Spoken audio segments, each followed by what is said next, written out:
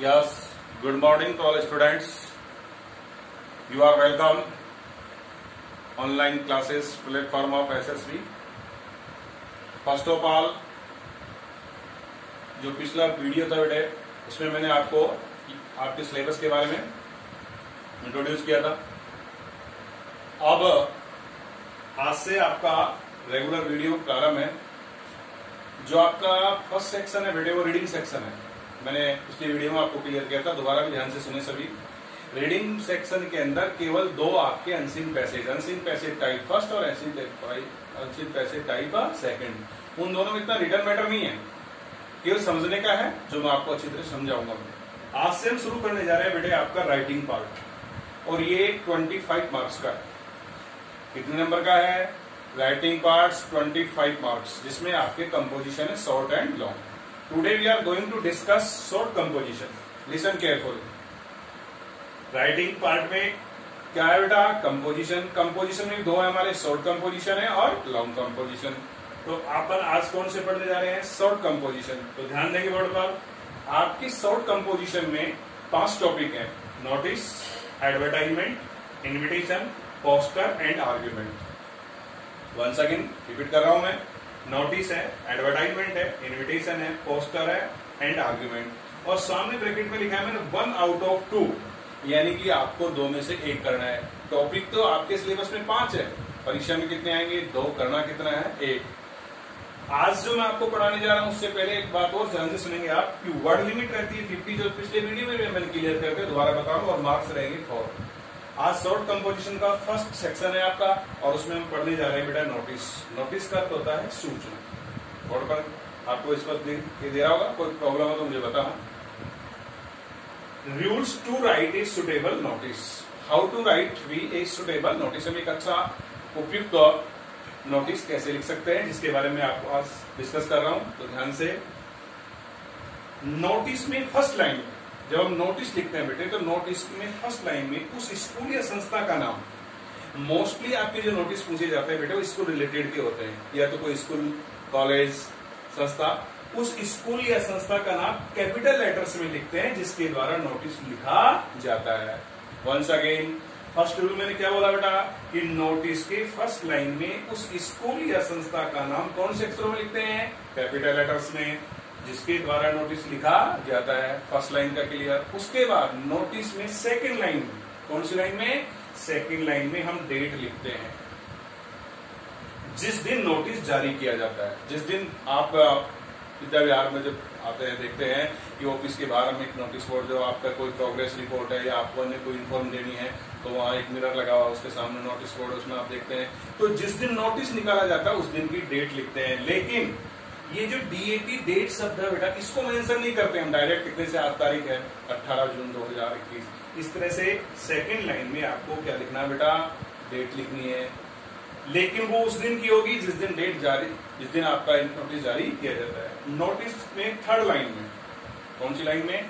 Third line के middle part में, लगभग मिडिल पार्ट में नोटिस शब्द को ही कैपिटल लेटर्स में लिखते हैं। ध्यान से सुनिए। नोटिस की कौन सी लाइन में? थर्ड लाइन के अंदर लगभग मिडिल पार्ट में हम नोटिस शब्द को ही कैपिटल लेटर्स में लिखते हैं। 3 लाइन का मैंने बेटा बताया। फर्स्ट में आप स्कूल का नाम कौन से अक्षर में? बड़े अक्षरों में लिखेंगे।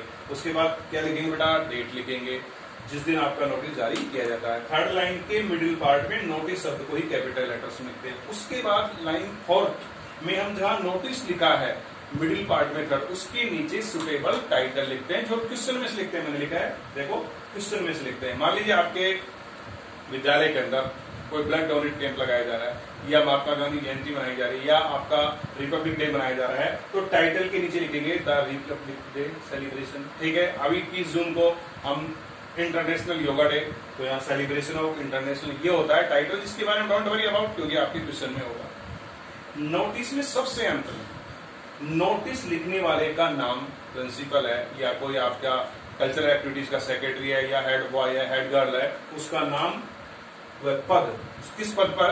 पद का मतलब है वो हो सकता है हेड बॉय हो, वो कल्चरल एक्टिविटी का सेक्रेटरी हो, ठीक है, कोई इको क्लब वाला हो, तो उसका पद अवश्य लिखते हैं। तो मैंने आपके सामने 5 गोल्डन रूल्स लिखे हैं।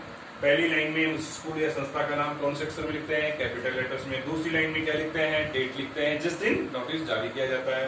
फिर थर्ड लाइन के मिडिल पार्ट में नोटिस शब्द को किसमें लिखते हैं, कैपिटल लेटर्स में। फोर्थ लाइन में उस नोटिस शब्द के नीचे हम क्या लिखते हैं, टाइटल लिखते हैं। और सबसे अंत में उसके बाद मैंने फॉर्मेट बनाया है जिसको आप बोर्ड पर ध्यान से देखेंगे। देखिए ये फॉर्मेट का अर्थ है प्रारूप। मैंने लिखा है फर्स्ट लाइन में हम स्कूल का नाम लिखते हैं।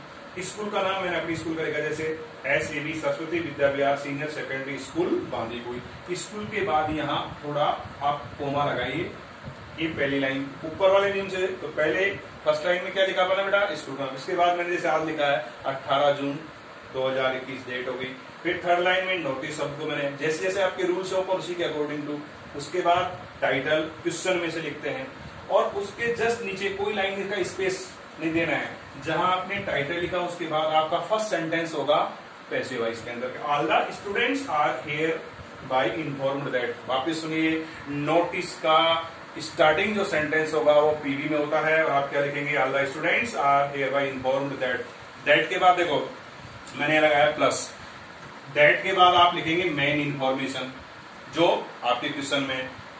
डे, ध्यान से सुने, बहुत इंपॉर्टेंट, मेन इंफॉर्मेशन। उसके बाद कौन से दिन है, कौन से दिनांक है, day, date and venue. Venue होता है स्थान।